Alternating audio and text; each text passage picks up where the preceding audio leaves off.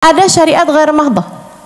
Contohnya, a'udzubillahi minasyaitonirrajim. Bismillahirrahmanirrahim. Ud'uni astajib lakum. Berdoalah kalian, maka aku akan mengijabah. Doa selagi tidak berada dalam sholatmu, karena kan sholatnya kan memang udah diatur, ya kan? Doa yang dilafalkan, doa yang dilafalkan selain di dalam sholatmu, itu silahkan kamu ikut apa yang kamu inginkan, ikut mood kamu, ikut perasaan kamu, ikut kreativitas kamu, gak apa-apa, boleh, karanglah apa yang paling kamu perlukan. Saudaraku sekalian saya muliakan, itu namanya syariat ghair mahdhah. Jadi nggak ada ceritanya bid'ah dalam doa, tuh nggak ada ceritanya. Faham? Ya, paham nggak sini? Paham ya? Nggak ada ceritanya bid'ah dalam doa gitu. Ini saya sampaikan karena ada orang, dia nanya sama saya, Ustazah, saya ini guru TK. Dia bilang, selama ini Ustazah, saya itu ngajarin anak-anak doa makan, doa buka puasa, doa segala macam doa kan. Di TK kan doa masuk kamar mandi, doa keluar kamar mandi. Belum lama ini Ustazah, ada anak yang ketika kami suguhin makanan, mau suruh baca doa sebelum makan, dia bilang, dia gak mau baca. Saya tanyain, kenapa kamu gak mau baca? Kata ibu saya, doa Allahumma barik lana fima razaqtana wa qina adzabannar itu bid'ah, gak pernah diajarin sama Nabi. Saya kaget dengernya gitu kan. Terus saya bilang, gimana nih Ustazah ngadepin kayak beginian nih? Bilangin sama anak itu, kamu kalau lagi ujian nak, gak usah doa minta lulus ujian. Bid'ah, nggak pernah diajarin sama Nabi. Iya kan? Nabi nggak pernah loh ngajarin doa biar lulus ujian. Lulus ujian sekolah tuh loh, nggak ada tuh. Betapa susahnya gitu kan orang mau ngajarin doa. Doa Allah tuh meluaskannya. Ud'uni kata Allah, berdoalah kalian, niscaya akan aku ijabah. Apa aja. Ada satu orang penggembala kambing, Nabi Allah Musa, denger dia ngomong kayak begini nih, ya Allah, lagi doa. Jadi Nabi Musa lagi lewat di jalanan, kelihatan ada seorang penggembala kambing lagi doa. Doanya gini, ya Allah, andai saja engkau adalah kambingku, aku akan membersihkan tubuhmu, aku akan mencari kutu yang menyakitimu. Metanin ya. Tahu nggak anak kecil di metanin? Aku akan menyisir bulu-bulumu, aku akan memberikan makanan yang enak-enak untukmu ya Allah. Katanya gitu. Nabi Musa dengar itu, astagfirullah. Kamu kalau doa tuh yang benar. Kamu itu namanya syirik. Kamu membayangkan Allah itu kambing. Itu nggak boleh kamu kayak begitu. Kamu kurang ngajar sama Allah. Ini saya baca ini di kitab I'anatut Talibin ala Syarhi Fathil Mu'in.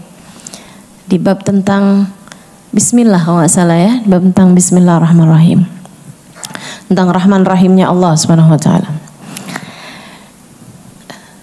Dia sedih, astagfirullah, nggak gitu maksud saya ya Allah, nggak gitu maksud saya ya Allah, katanya penggembala ini. Ketika Allah Subhanahu Wa Taala berbincang dengan Nabi Musa di Bukit Sinai, Allah menegur Nabi Musa, ya Musa, madza qulta ala abdi, wahai Musa, apa yang udah kamu sampaikan kepada seorang penggembala itu. Wahai Musa, doa hambaku kepadaku adalah urusan antaraku dengan dia. Kamu mendengarkan kata-katanya, aku yang melihat isi hatinya. Wahai Musa, jangan ikut campur terhadap urusanku dengan hambaku. Luar biasa. Namanya orang minta. Kamu bilang sama anak kamu, nak, minta apa-apa sama mama ya nak ya. Misalnya gitu. Ya anak kamu kalau minta apapun sama kamu gak pernah salah teman-teman. Baru salah kalau mintanya sama emaknya orang lain. Betul gak? Kalau dia mintanya sama ibunya orang lain, dia baru salah. Tapi kalau seperti yang kamu bilang, nak minta apa-apa sama mama ya sayang, dan dia minta sama kamu, mau dimintanya apaan aja, mah doain saya mah biar punya pacar, ya kita marahin, ya kan? Tapi kan dia nggak salah karena dia minta sama kamu, kan begitu? Begitu loh teman-teman saya sekalian. Jadi andai pun sesuatu tersebut itu salah, tapi kan dia benar dalam rangka memintanya kepada Allah Subhanahu wa taala. Itu jenis syariat yang ghair mahdhah. Bukan syariat yang murni. Artinya ya udah Allah perintahkannya cuma doa. Ya doa aja kamu. Gitu. Kecuali ada pembahasan di antara para ulama kalau doanya di dalam sholat. Apakah dalam sholat kita boleh berdoa dengan doa ghair warid, dengan doa yang tidak diajarkan oleh Nabi Muhammad SAW? Nah, itu para ulama beda pendapat. Ada yang mengatakan boleh selagi pakai bahasa Arab. Ada yang mengatakan enggak boleh. Yang boleh hanya doa yang warid. Doa yang warid itu doa yang diajarkan oleh Nabi kita Muhammad SAW ataupun doa yang ada di dalam Al-Quran atau dalam hadis. Itu aja. Selebihnya doa-doa yang lain-lain kalau kamu mau bacanya di dalam sholat cukup di dalam hati saja, jangan dilafalkan. Tapi sisanya di luar sholat doa apa aja nggak pernah bid'ah. Selagi doa tersebut tidak membahayakan diri kita, selagi doa tersebut tidak berbahaya untuk kita. Nah, Allah Subhanahu wa taala bahkan berkata kepada Nabi Allah Musa juga alaihi salam, kata Allah, ya Musa, la tastahi an tas'alni walau alaf dabatik au milhaqutik. Wahai Musa, jangan malu untuk minta padaku, bahkan sampai ke makanan buat ternakmu dan garam untuk dapurmu. Maksudnya kamu minta segala apa-apa, minta sama aku aja Musa. Mintalah kepadaku apapun yang kamu mau. Allah tuh seneng kalau kita minta kepadanya. Makanya saya sering sampaikan kepada teman-teman saya yang hadir di majelis gitu ya. Saya selalu bilang doa bukan hanya sekedar, ia adalah semua yang kamu perlukan. Doa tuh nggak pernah hanya cuma doa, enggak. Semua yang kamu perlukan adalah doa. Terus saja minta. Jangan menyerah dari berdoa. Katanya Nabi Allah siapa tuh yang kena sakit? Nabi Allah Ayub alaihi salam, walan akun bidu'aika rabbi syaqiyya. Ya Allah, aku tidak akan pernah menyerah dari berdoa kepadamu. Aku tak akan pernah berpaling dari berdoa padamu. Doa terus, jangan nyerah dari doa. Allah masih mungkin untuk mengijabah. Allah masih mungkin untuk memberi selagi tanganmu masih terus bertengadah. Minta. Jangan sampai kita nyesel karena kita nggak minta.